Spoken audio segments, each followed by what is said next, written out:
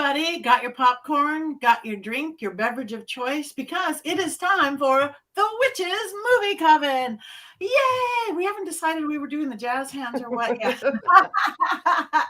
Where witches talk about movies and witchy witch movies. My name is Patti Negri. I am one of your hosts. Thank you guys for coming.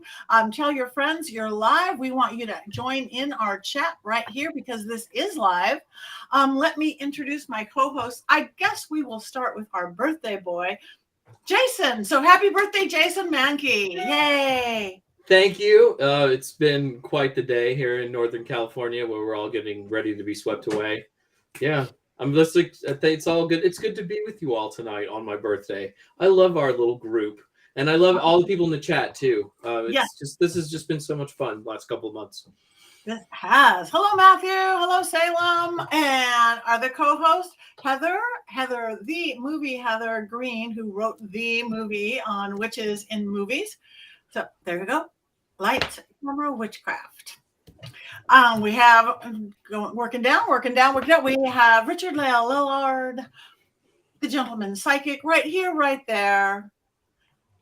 And hello. Hello. And next to him, Courtney Buckley. Yes, ghost bait herself. That's me. That's her. And of course, we all have Black Phillip. Have you guys ordered your merch yet? Your Black Phillip t-shirt, your Black Phillip hoodie, your Black Phillip itself? You're Roku. Because it's the time. I think it's cold everywhere. It's cold in California. I got to get me my blanket, my Witches Movie Coven blanket. Mine just shipped. I'm very excited.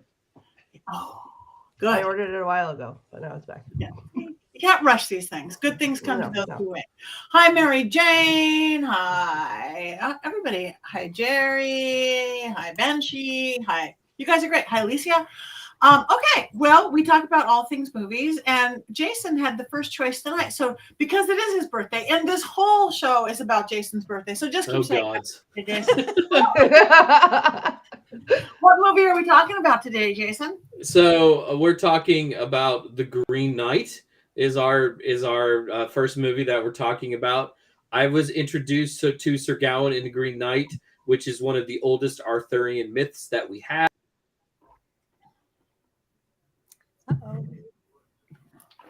In the 10th grade, and I've been visited, gotten put on hold, pandemic, and it was the first movie I saw in the theaters other than Spider-Man, because you can't miss Spider-Man.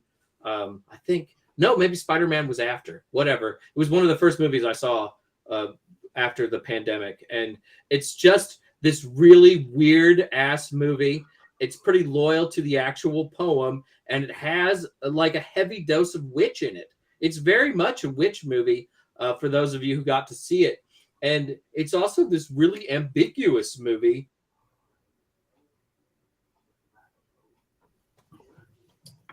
We're losing him. A lot of people think it has a fascinating, weird-ass film. And it's hypnotic. It's just hypnotic. It certainly is. And it's very witchy because, I mean, in the opening scenes, the medallions, everything they're wearing, that's why I wore my biggest earrings. It's like, look like the movie. So why did you pick this movie? Just because it's a weird-ass fabulous movie for your birthday? Because it's new? Because it's... I didn't think that the rest of you had ever seen it. And so I thought if I got to pick it, like, this would be the only way like that we would watch it is if I got to choose the movie. And I mean, it does open with a witch. Sir Gawain's mom is a witch, and she casts this spell that brings the Green Knight in because she's trying to get her silly son to grow up. So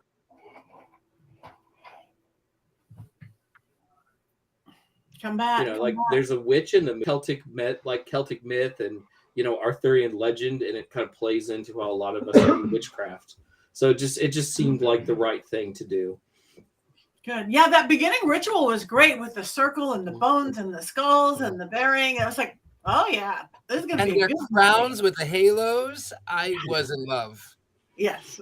and the Green Knight looks like the Oak King or the Holly King, right? I mean, and that was a conscious decision by the filmmakers to make that sort of reference to the Oak King, Holly King myth. Oftentimes people like to say that Sir Gawain in the Green Knight, the original poem, references that myth, but the myth is actually a lot more recent than that.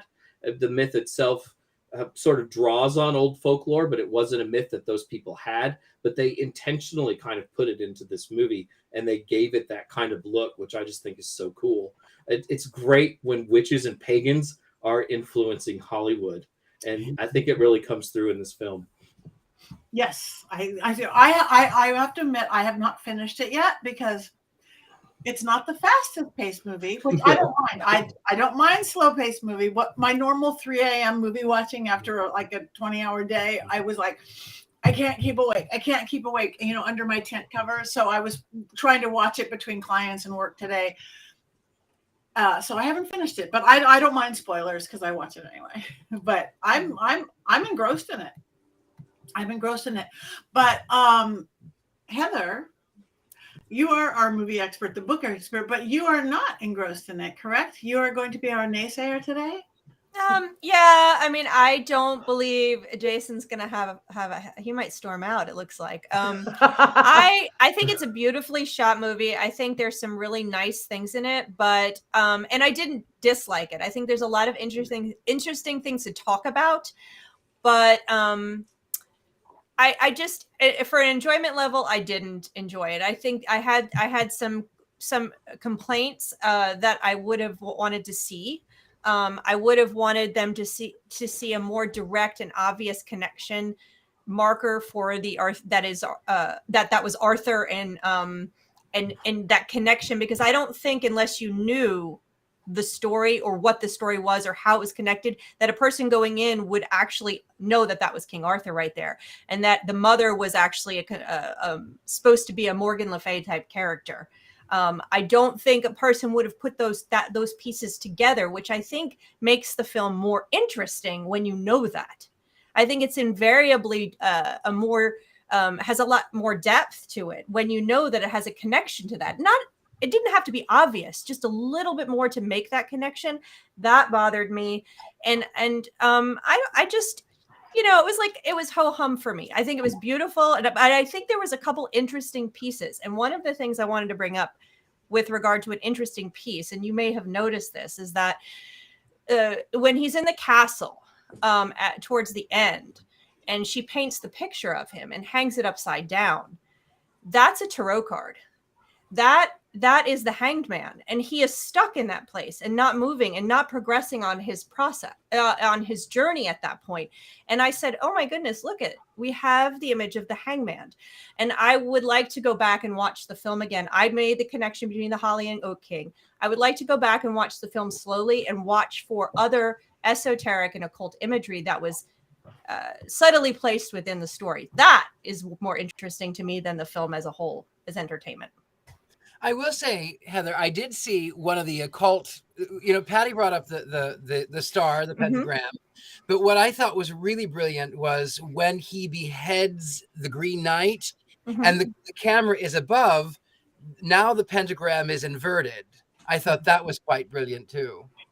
I think they're throughout. I think they're subtle, and I think you have the obvious one with the pentacles and that are all over. You have that as an obvious thing. But then you have, he's holding a holly branch when he walks in, and he looks like the Oak King. And that immediately, from my mind, triggered Oak and Holly King, like Jason said. And then you have the inverted pentacle. You have the obvious hangman imagery. So I think there's these subtle occult things that play out throughout. And I think that's the most interesting part of the movie. So I have to pop in and Heather, as I love you and I respect you, I did not know the story beforehand. I didn't know the story, and I got it. I got what was happening. I got who that was. It took me a minute.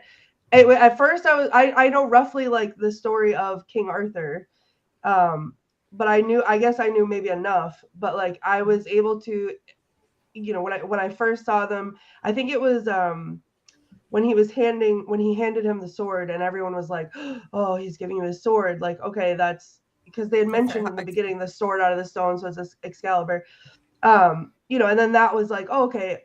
I think that's when I started to figure it out. I didn't know the background story at all. I had never read the poem that it was based off of or anything like that. But I think that that's the beauty of A24 movies for me. And I've said it before and I'll say it again. This studio does amazing, amazing, amazing work, but it's those subtleties that they put into the movies that make them amazing. Like the cinematography is incredible, the sound is incredible, the you know, not just the scenery, but like the way that they pipe in, like, you know, background sound, not even just the music, sorry, but the way that they pump in the background sounds. I think I loved it for that, because I haven't met an A24 movie that I haven't loved yet. It wasn't even the weirdest one I've seen, even though it was really weird. But for me, it was like I was engrossed in all of the things, and I was engrossed in the story, and I feel like I missed a lot of the subtleties, which is why I think it is a great movie, I think, for a rewatch, because I'd like to go back now that I'm not like hooked on the story and waiting to see what happens and look for all those things. I did see, like Richard-Lael said, that in the inverted pentagram, I missed the Hanged Man. But there was all those little pieces that I was picking up as we were going, because I was thinking of it in terms of talking about it for tonight. So I was looking for some of it, but I did miss other things. But I think I thought it was really well done. I liked it a lot. Yeah, thank you. So for anybody goes, what is an A24 movie? Because you jump into that. Tell anybody who might not know. Oh, so A24 is the production studio, I think, but they've done movies like Hereditary and Midsommar. The Lighthouse is probably the weirdest one I've seen. That is weird. But they're that was a really weird movie. But yeah, anything that they put their hands on that I've seen, and I'm like, I have to thank you, Jason, because I didn't even know that this movie existed, nor that it was an A24 movie. So that flew entirely under my radar, and I love their movies. So as soon as I looked it up and I saw that that's who had done it, I was like frothing at the mouth to watch it. It almost feels more like a little art house movie than anything else. I mean, it's so wondrously weird, and it is slow and plotting, but it's a sumptuous slow and plotting. There's so much to look at on the screen. There aren't a lot of characters, but while you're watching it, you're trying to like put all the characters together because they kind of overlap in several ways. Like one actress will play a couple of different people. It's just a fascinating little puzzle box, and you can interpret it in various ways when you're done watching it. Like, oh my God, he's a failure, or maybe this did work out. And I loved that comment about how Sir Gawain is like 1 foot in this world and 1 in the world of the dead. Like he's already dead in parts of the movie. It's just fantastic. And Dev Patel, who's the actor in it, is just, he does such a great job. He does just embodies this character, and you can see all of his flaws, and he's a really flawed character. In a lot of ways, he's not even likable, which I like movies with unlikable characters. I have to say one of my sorry. Go on. That's it. I was just gonna say my favorite line from the movie was when he went into that house, and was it Winifred, and he thought she was a ghost, so he reached out to touch her face, and she was like, "Don't touch me, you're a knight, you should know that, you should know better." Like I like screamed out loud, because it was just like I was so engrossed in like the darkness of it, and then she said that, and I was like, that was funny. Oh my God, like, yes, go Queen. But I like that one. My favorite part was the marionettes. Yeah. A little Punch and Judy almost. Yeah, that's exactly Punch and Judy. I watched that, Richard-Lael. I thought, marionettes like Richard-Lael. Fellas over here. I just assumed Richard-Lael would like this movie because it's sort of a sad Christmas movie. It was great. It was. I enjoyed the fact that it took place on Xmas. I thought it was brilliant. In the poem, it takes place New Year's Day, which is a subtle thing. But as a fan of the original source material, that did make me a little bit sad. Like, if you can't be true to a 14th century poem, what can you be true to? From what I understand, there's a lot of things that they they weren't true to. But Yes.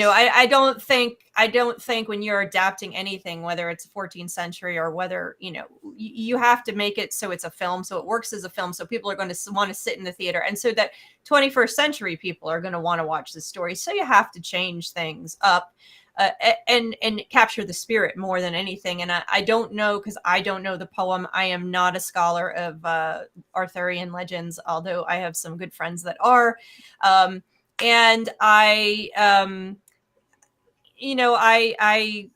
enjoyed it to a degree. It's not one of those that I'm going to be cheering for like I do some other films. So, but it's beautiful in its own weird kind of way. And that's what if I go back, I'm more interested in it as a film historian and a film scholar than I am just for entertainment.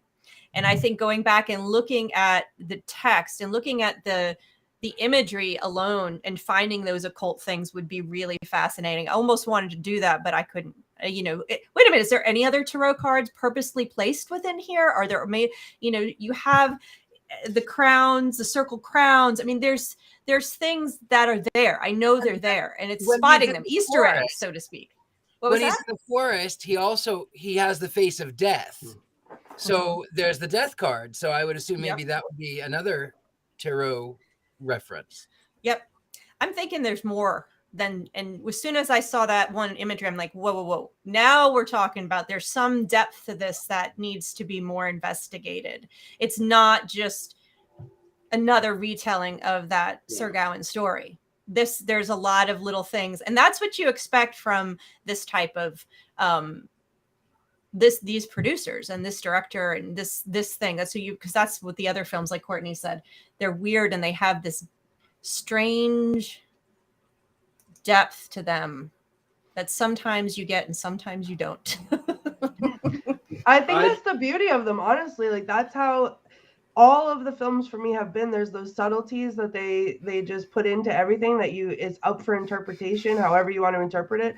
And I agree it was slow, but I think being as big of a fan of those string of movies as I am, that slowness to me didn't feel like I was going to fall asleep. It felt like it was feeding into the anxiety and the anticipation of the rest of the movie. So it was like, even though it was rushing through the year, we didn't watch him go through that whole year.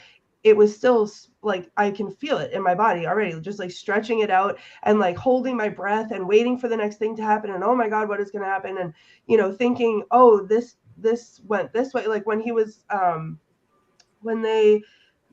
he was robbed and he was tied up on the ground. And it showed him with the death face. I was fully like, oh, he died right there. And the rest of the movie is going to be, just his afterlife or whatever. But like, that's what I look for in those. Like, I try to find those little plot twists. So that's what I was focused on the whole time, was finding those things. So I don't know. I think I liked how slow it was because I feel like it built it up better.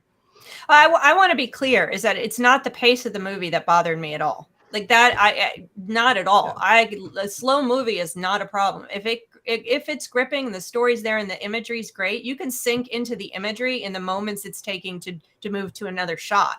I mean, if the imagery's good. So that was not I just, entertainment wise, I just was like, okay, I see what this is doing. But again, I think there's Easter eggs in there that are really fascinating that give this make you want to have a second look at it from that perspective. So yeah, it wasn't the pace that was my problem. I don't need a fast-paced, Rambo film to be entertained.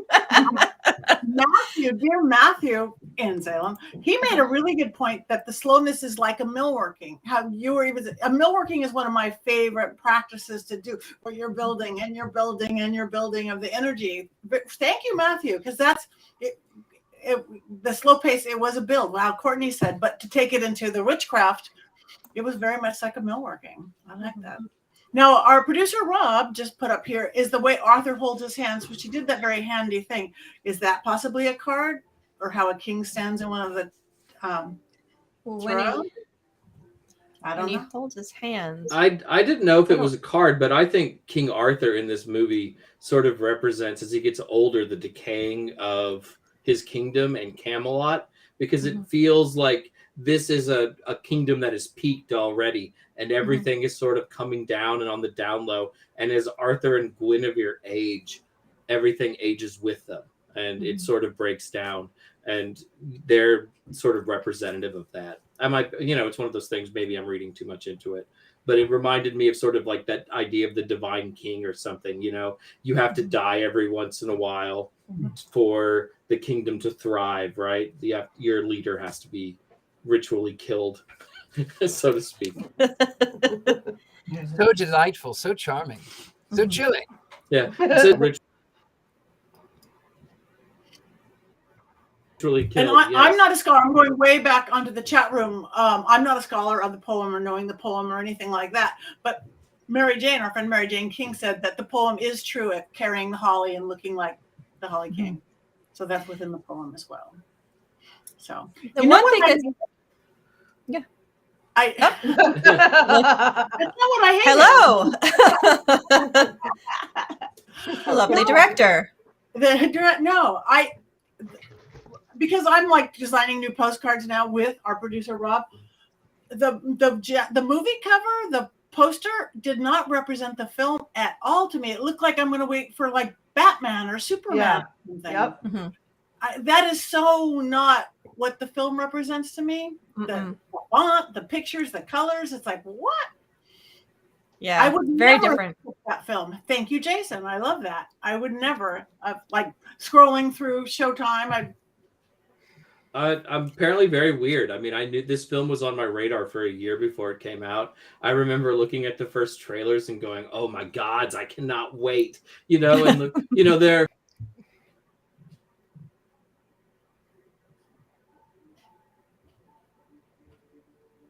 Oh. There are people who were in line to, different things for different people. It's all good.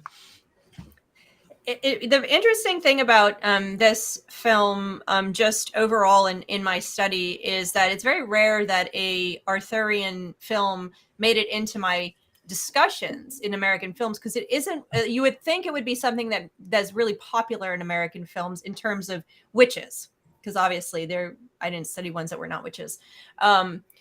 But it wasn't. And one of the things that's interesting is when I went to sort of try to pull some of those movies in, I chatted with John Matthews, and who's an Arthurian scholar, and another friend of mine, Virginia Chandler.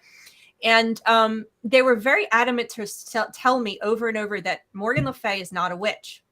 Morgan Le Fay is a priestess. Morgan Le Fay is this. Morgan Le Fay is that. She is not a witch. She does not belong.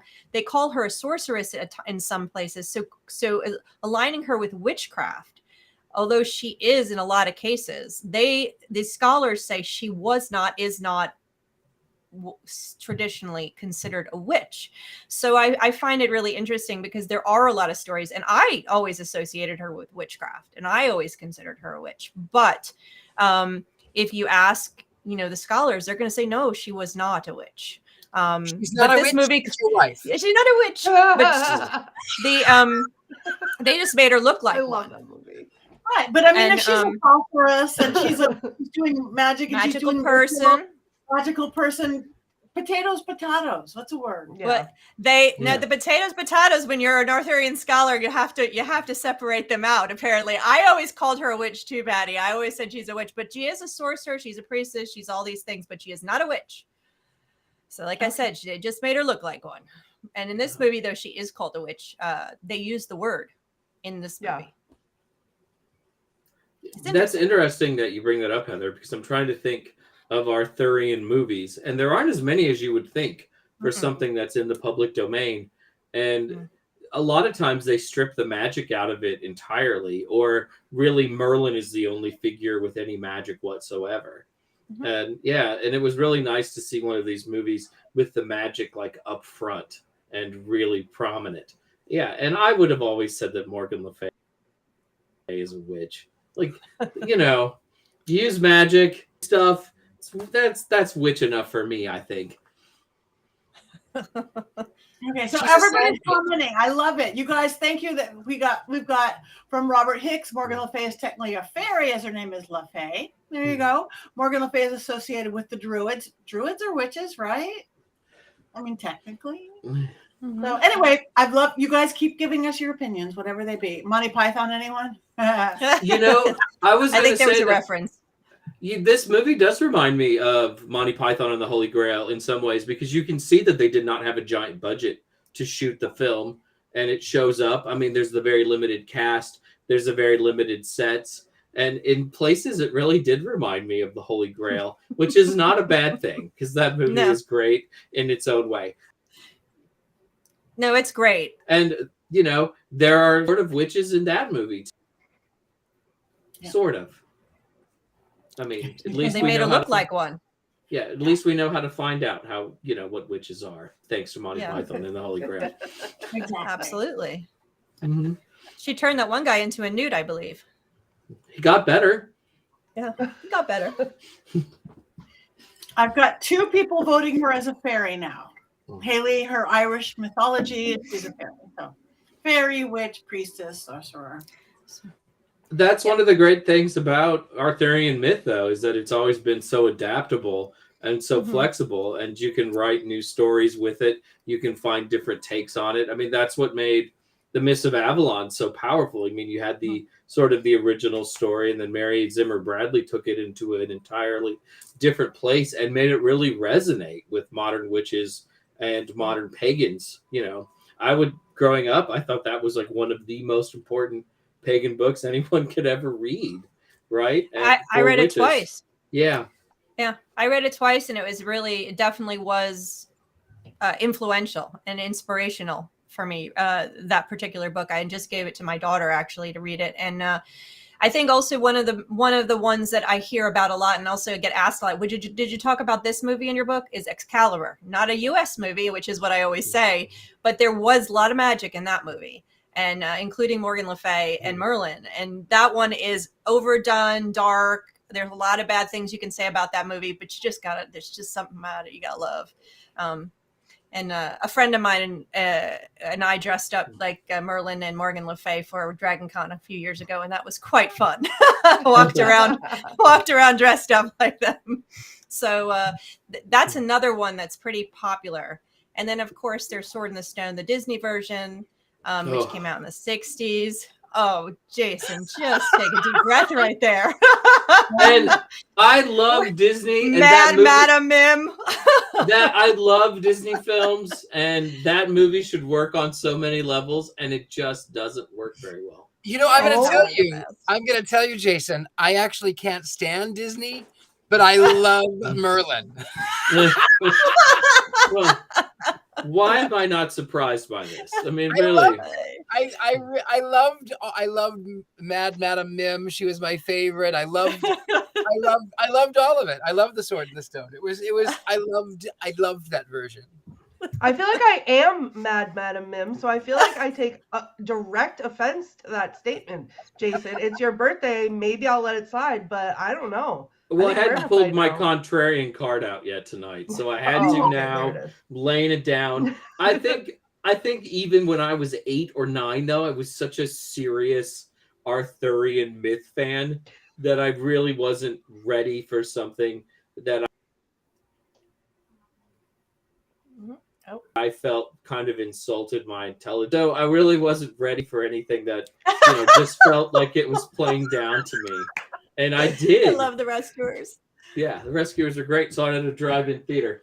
So I think that's why it disappointed me. I wanted something a little more like action adventure-y with the Sword in the Stone, and I didn't get that, right? What is not action adventure about turning into a fish and trying to escape being eaten by a bigger fish? Like that's.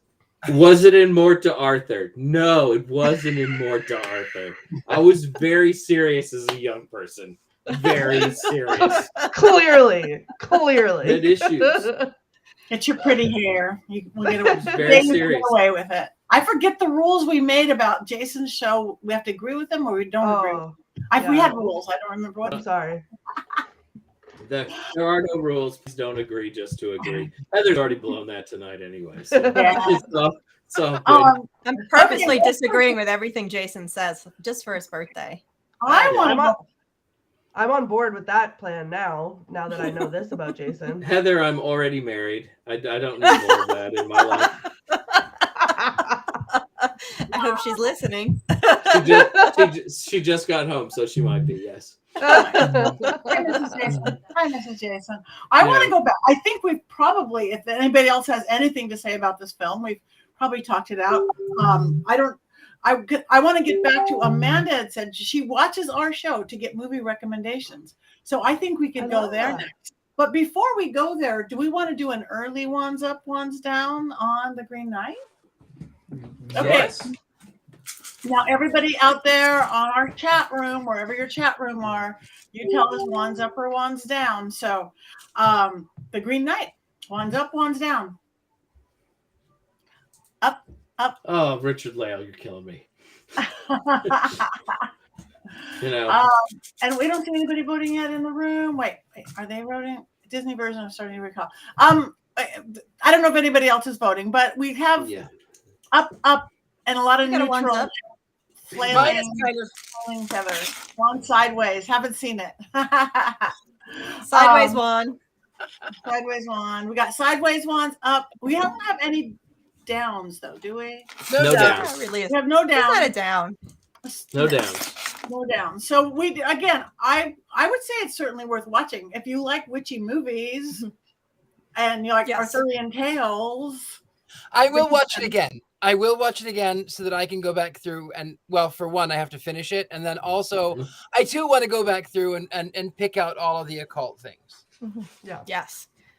It is definitely worth watching if you haven't seen it. And even with my, ho-hum response to it, I definitely think it's worth watching.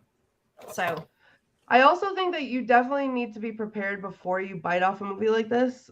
Like if it's not normally your cup of tea to watch something it's not that out there, but it's weird. And if you're not normally someone who likes a movie that you really have to think on while you're watching it, it's probably going to feel real slow for no reason. And it's a movie too where you can't be distracted. You really have to turn off the lights, make sure your phone is far away, and just sort of dive into the weirdness of it. Yeah.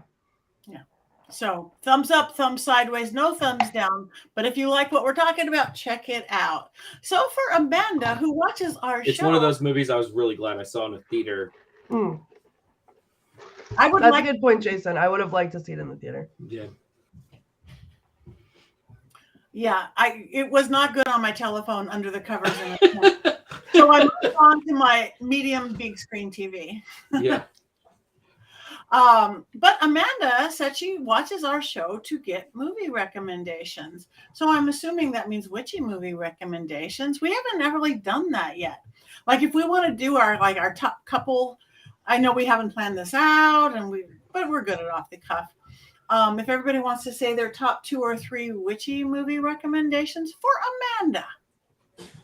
Ooh. And then stuff that we can talk about it, or something. Anybody wants anything that we talk about next on the show? Anybody? I can go. Okay. I think I have different witch movie tastes depending on what mood I'm in. But if I want like that feel good, homey, boost my spirits witchy movie, I love Practical Magic for that. But if I want to feel like I just dug my hands in the dirt and like rolled around in the woods naked under the full moon, then I watch The Witch. Perfect. And oh, speaking of, I'm so sorry. Did anyone see the brown Philip in the beginning of The Green Knight? Yeah, several of them. Yes. And he was fighting with the goose. Yeah. The first thing I did was scream. I was like, brown Philip! We're waiting for the purple Philip, though. We're waiting for the purple Philip on a film. In a film, yeah. Actually, your 2 choices, along with Wizard of Oz, would be mine too. Practical Magic for that, the fun whatever, The Witch for that, and then of course the classic Wizard of Oz. So yeah, I can't get too creative. Somebody get creative beyond that. I have to tell you, it's going to come to no surprise. My favorite witch movie that I watch over and over and over 1,000 times is The Addams Family, both 91 and 93. Those are my 2 witch movies. So I'm going to throw out some weird ones. My first one is a documentary from 1970 called Legend of the Witches that features Maxine and Alex Sanders. If you want to know what the occult world looked like 50 some years ago. God, I feel really old right now. If there's a DVD version of this just released recently with a lot of features, and it's really cool. And what's the name of it again? You're kind of frozen in and out. So you guys, it's not you, it's Jason. And we don't think of it as a witch movie. Legend of the Witches from 1970. And it's a documentary that has Alex and Maxine Sanders, who at the time in England were the world's most famous witches. And it's really worth checking out. And there was a new release on DVD/Blu last 2 or 3 years because it had been out of print for a while.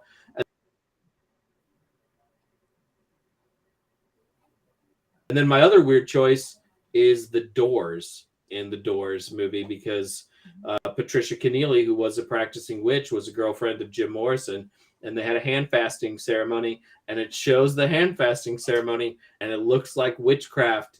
And then the whole movie is sort of written with these overtones of Jim is a Native American shaman, which hasn't aged particularly well, but also that Jim is Dionysus. And there are some scenes where you like see Jim's head flash, and then you see Dionysus's head in there and stuff, and it's cool as shit. And I love that movie, and it's a trip. Get yourself a glass of, like, a bottle of wine, not a glass, and sit down and watch The Doors. It's a great witch movie. I have to agree with you there. And I've never watched it except for the hand fasting, because I do hand fasting. I never thought of it witchy movie, but it totally is a witchy movie, other than the hand fasting and her character. Wow. The Doors are like such a, like, this should have been my other suggestion for a movie tonight. It's totally, I'll have to turn 51 and we'll have to do the show again on January 4th. But it's, the Doors, I think, are like one of the best bands for ritual, because it's so hypnotic and so different. A lot of other bands don't. To me, they're like one of my 5 favorite sort of magic of all time. Beautiful. We're losing done you. A lot of rituals to Jason, the Doors over the years. You come back. Okay. Yeah. The weather's bad tonight. I think it's hurting my connections. I think it's bad everywhere. Have you spoken to us? Have we spoken on Suspira 1970? Have we spoken that? We've mentioned it, but we haven't talked about it yet. We should pick, that's Italian. We should pick that one. I think they just redid it. We could do that for a show, because those are really interesting, something very different than a lot of the movies that we do, which are mostly American. But I think I'm gonna throw out a couple films, which, you know, mostly the films we've done have been recent ones. Most of the ones you guys have listed, I would say, are on definitely top 10. Love the Doors movie for tons of reasons, not just its witchy aspect, because the Doors are amazing. But I am gonna throw out 2 films from the golden era, which are classic Hollywood witch films, which are Bell Book and Candle and I Married a Witch. And I'm throwing those out because those are 2 of the early, most classic witch films that we haven't spoken about here. And if you want to see old Hollywood doing the witch thing, it's very different. And I love golden era Hollywood films particularly, and everything about golden era Hollywood. Not everything about golden era Hollywood, but the movies are fantastic. And so those 2 are classic. If you want to look back in history a little bit, see how they were doing it in the 50s and the 40s, and they're sort of precursors narratively to Bewitched, which comes out a decade after that. So those are the 2. Of course, you know, The Wizard of Oz is always my favorite. If anybody asks what's my favorite witch movie, I always say Wizard of Oz, like you, Patty.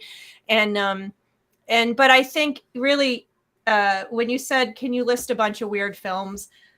I could probably list a lot of weird films because of my book. So if you really need recommendations, I have, this is the greatest part. You're saying, what movie should you choose? I don't know.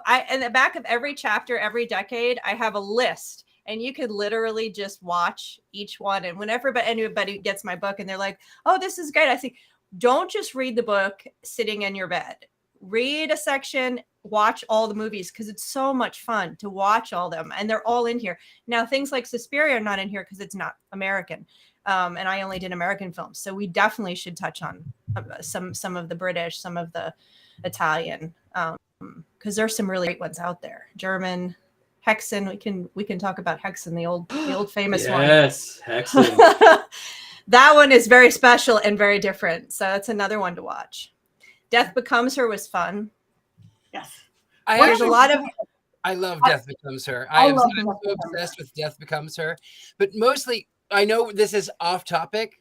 Death Becomes Her is one of my favorites because it is a direct response to Janacek's 1927 opera, the the Markropolis Affair, which tells a story about a woman 300 years ago who was given this potion who made her live, and then she's lived and she changes her name but always has the same initials, and then 100 years later she's changed her name, and 100 years later she has to retake the potion, and she goes, "This is horrible. I hate this." So I love Death Becomes Her. It's not really a witch movie, but it is about potions. So yes, I love it. Has an element. It has an element. Mm-hmm.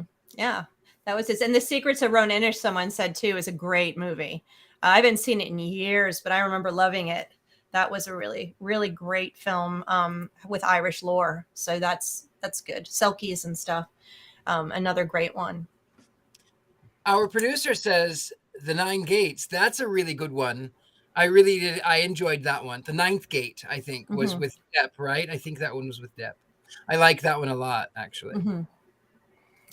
Yeah, and more recently, I see someone says The Love Witch. The Love Witch is 2016. That's a really interesting indie film to watch. There are and who said it? They said from the 70s. She captures a 70s feel, and there are a lot of great 70s witch films, but those are great. Oh, well, how could we not even, if we're listing great witch films to watch, how could we not say Rosemary's Baby? You're talking about 70. I mean, that the original Rosemary's Baby, not the one in the 2000s, is absolutely, well, there was, but we don't talk about it. No, like people tell me there was a fourth Indiana Jones movie. I don't. The Rosemary's Baby and Carrie are two of the most brilliantly made witch films of the 1970s, or 68. We're counting that 70s, whatever that period of time. So those are another two. But absolutely, hands down, down. Rosemary's Baby. Actually, that's one of my favorites, and I quote that one all the time. You know, I've never seen it. Hail Satan! Guy is not his father. Correct yourself, Courtney. Correct yourself. That's funny. I haven't seen it yet. Yeah, I assume we'll be watching it soon, and you have talking about it. Seen the original Wicker Man, though, right, Courtney? Nope. Was that the? Wait. Isn't that the? Is the Nick Cage? Nick Cage was in that one, right? Oh. No. That is the original one was 1971, and it's a British film. But is Nick Cage in a movie called The Wicker Man? What am I remembering? He is not. There are people who think that he was in a movie called The Wicker Man.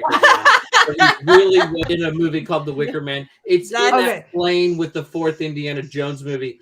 These things don't exist. Got it. So I did not see that one then. The bees, not the bees. No, it doesn't exist. And I did not hate that one because it doesn't exist, but I didn't hate it because I didn't watch it. In the Jason universe, Right. Tonight I create my own world. These things do not exist in my world. Can I throw out maybe a controversial? I know it's not movies, but like a TV. Yeah. Maybe controversial take. As someone who grew up on Sabrina the Teenage Witch, I live for the Chilling Adventures of Sabrina. I love the Chilling Adventures of Sabrina, and I hate Sabrina the Teenage Witch. Why is that controversial? Everyone I talk to thinks I'm crazy because I grew up with Sabrina, like the original Sabrina. I think the new take is brilliantly done. Brilliantly done. Way better than Way the 90s. better than Sabrina the Teenage Witch, the TV show from the 90s, had its point. It was a point in time. It lived in a space that it was meant to be lived in. It was, and I talk about that in my book. It is very much placed there.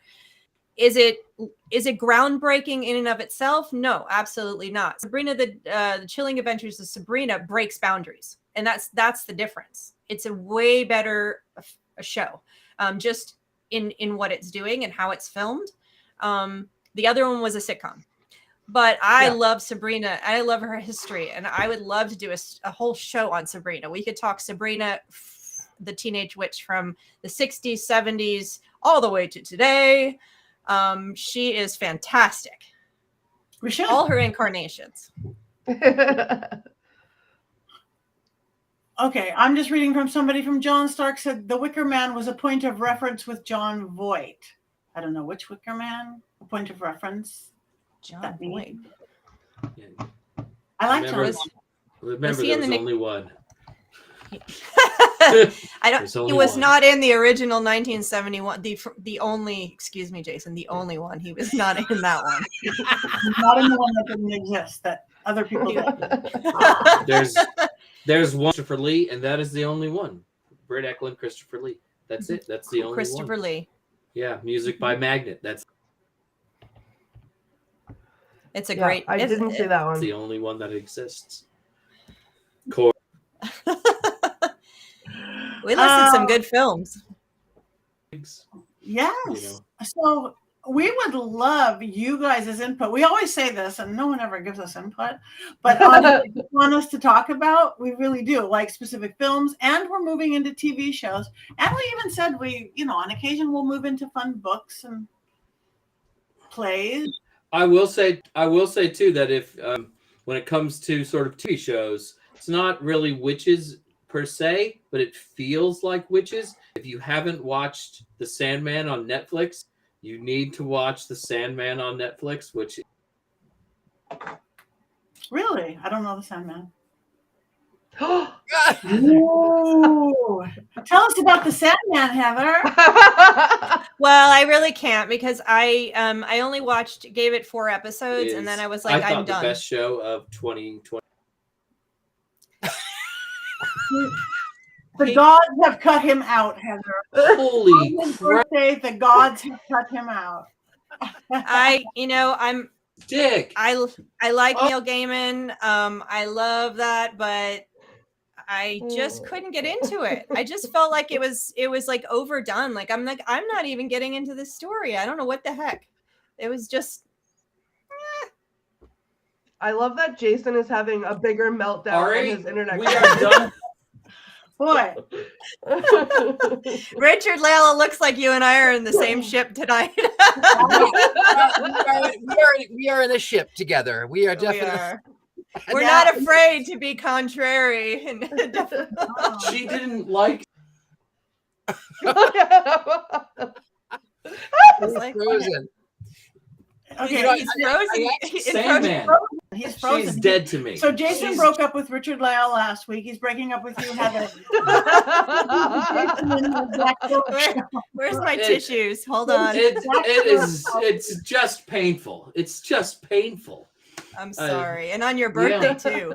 I wanted to bring up another film. Maybe Jason, maybe you will love this one. Maybe we can reconcile. Another witch film that I really, really, really, really love is Race with the Devil, 1975, with Loretta Swit.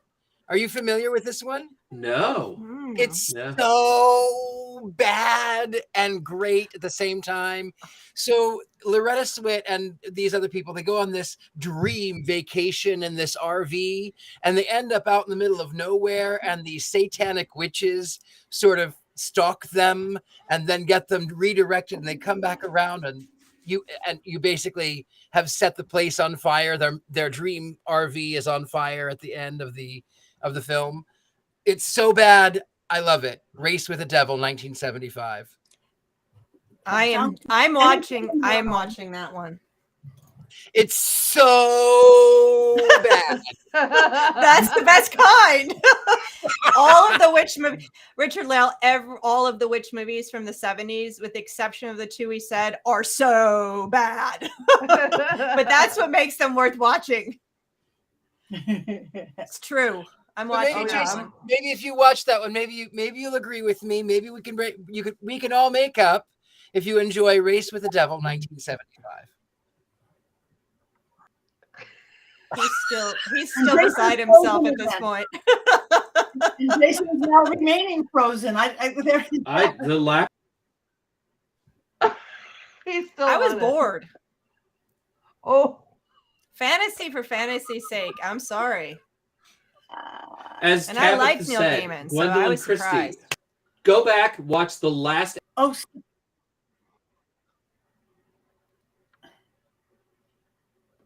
Okay, I'm watching The Last Something. Enter Sandman. episode of the season. It's not connected.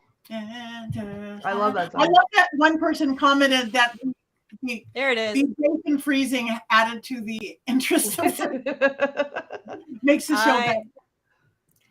I like that poster. That was amazing. That's so on point. Thank you for that. We have great is producers. Look at that. so That is bad. so 70s. It's Oh my god. And you first have to watch the trailer because it talks about these two couples going on their dream vacation in some crappy camper Yeah. with fake wood paneling and a microwave. Okay, we'll have to talk about that one. That means we have to find it. Yeah, well, we can do a list. I could give you up a list of those type of films, and we can do a whole show on the really cheesy, terrible witch films from the early 1970s. Heather, you are speaking my language. The worse it is and the cheesier it is, the more I love it. Yep, witchploitation is what I call it, and our producer just put that up. But that's the term I think I use in my book, or I use in was witchploitation exactly. We will do it. We will do that. FYI, for anyone interested, you can rent it or buy it for $3.99 on Amazon Prime. Sounds like we're getting ripped off. No, absolutely not. It's worth it.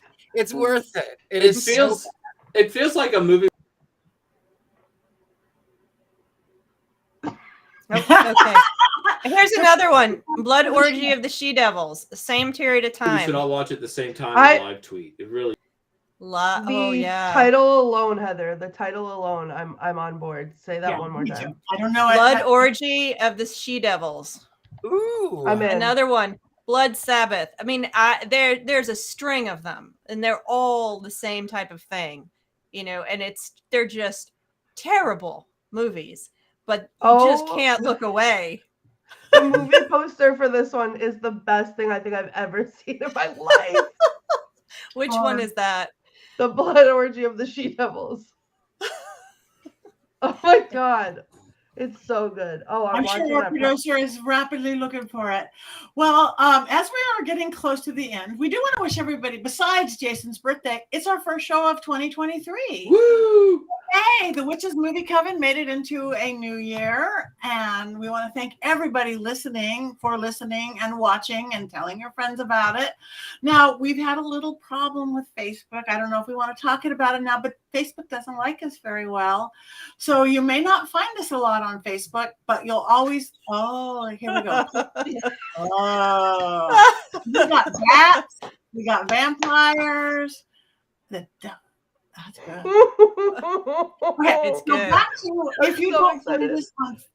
find us on Facebook, we've been sent to our room. Yes. Over again. So, but you will always find us on YouTube. And so far, we could post nicely things to remind you to go to YouTube. But, sign up for whatever you can sign up for to know that we are here. We all have newsletters. We all have stuff. So let's keep going with 2023. So in a couple minutes that we have left, if anybody has anything that they want to say, where you can find them, what you have going on, all these authors, any book signings, any TV shows, let's start with Heather. Okay, let's see. I will eventually be posting where I'm going to be. I'll be doing some live stuff, attending some conferences come spring. But for the next couple months, I'm in the Atlanta metro area, doing my witchy stuff here, working with authors, because I am an acquisitions editor at Llewellyn, and working on some articles as a journalist. If you want to read any of the articles I write, which are usually about witches and occult and tarot readers and whatnot, you can go to my website. They're all there, heathergreene.net. And I'm on the socials, various ones. All the links are there. And I'm usually Heather Greene 01 in most of them. So you can find me Instagram, Twitter, and follow me. And I will be posting our YouTube when it comes out, and also adding more stuff to my website, so you can see what I'm up to. Please reach out and let's talk movies. Please do. Courtney. That's me.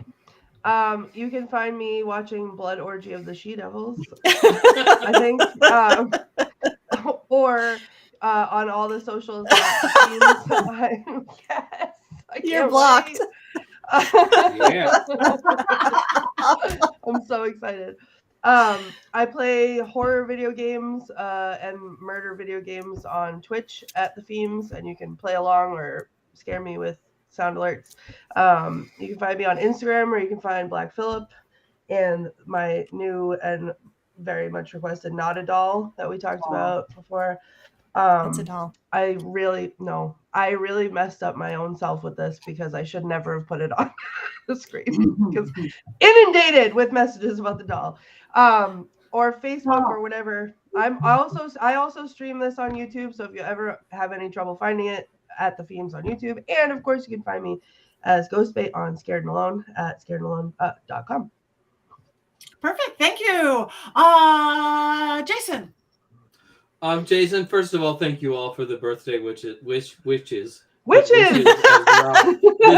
This has been really fun. This is like oh my God, I'm so happy because I love you all so Oh no. much. I'm this in another week. And I'll be at Convocation in Detroit right now, the world's largest pagan festival at the end of February. So I'm really excited about that. And New Orleans next weekend, if you live there, because I'm celebrating my effing birthday for the next 10 days. Yeah. Yay. Well, happy birthday. All right. Happy birthday. Richard-Lael. I am Richard-Lael Lillard. You can find me anywhere, thegentlemanpsychic.com. You can find me at Richard-Lael Lillard. There's only one way of spelling it. There may be fakes out there. I'll never contact you for a reading. You have to do all the work. I just listen. Anyway, so you can find me everywhere. I've got a few things coming up late in the spring too, but I can't go into that yet. But I've got some things coming up, and just look for me. I'll post it. I'll keep you all posted on my Facebook, since I still have one, Christine Roth. I still have one.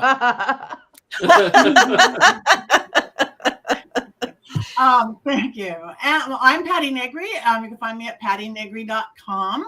All the socials, and like Richard-Lael, those of us who do readings and stuff, there's fake me's. I will not contact you or think you need a reading or tell you I've been thinking about you and I'm going to give you a special. No. I do not, but Patti.Negri on Instagram. Actually, I'm kind of verified everywhere now, finally, but that doesn't stop the fakes. I thought it would, but it doesn't. So you could get to the real run from pattinegri.com. So join us every Wednesday. And on every Monday, I still have The Witching Hour, my podcast where you see fabulous guests like everybody right here. The Witching Hour, I have wonderful guests and authors and witchy people and magical people, and it drops every Monday on YouTube and video and on Paraflix and everywhere you get your podcasts, Apple, Spotify, everywhere you get your podcasts. Now somebody did just mention before we go there, and I'm going to be in the Caribbean cruise for the Dark Waters cruise. I'm going to be at Mass Parrot, all this stuff coming up. So for each of us, find us on our websites and sign up whatever newsletters we have, because it's just too much to tell you here, and we want to see you live and video. But somebody said we were supposed to talk about something else and we forgot. Doctor Strange. Which we'll get to it in the next couple of weeks. It's not going away. This is all my fault. So this is my fault. This is like my stupid episode and it went off the rails. Mostly because Heather's terrible and does forgivable sins. I don't know. Well, I'm not feeling bad. I hope we never have a show that doesn't go off. I mean, I know, isn't that kind of our thing? That's our thing. Mhm. So in our mass seconds we have left, besides showing our Black Phillips and showing what we do, we have one more thing to do. And we hope all you people out there, because I'm trying to think of fun things, like one day we're going to do a live thing where people can join us and we do movies together. I don't know, East Coast, West Coast, in the middle somewhere. But I think we're also going to have a cackle contest. So I'll I'm lose, working on 'cause I that. cough every time.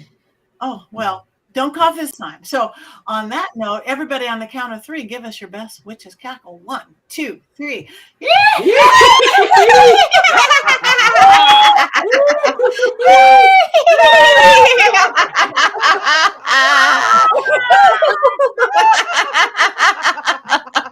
Thanks for watching the Witches movie, Coven.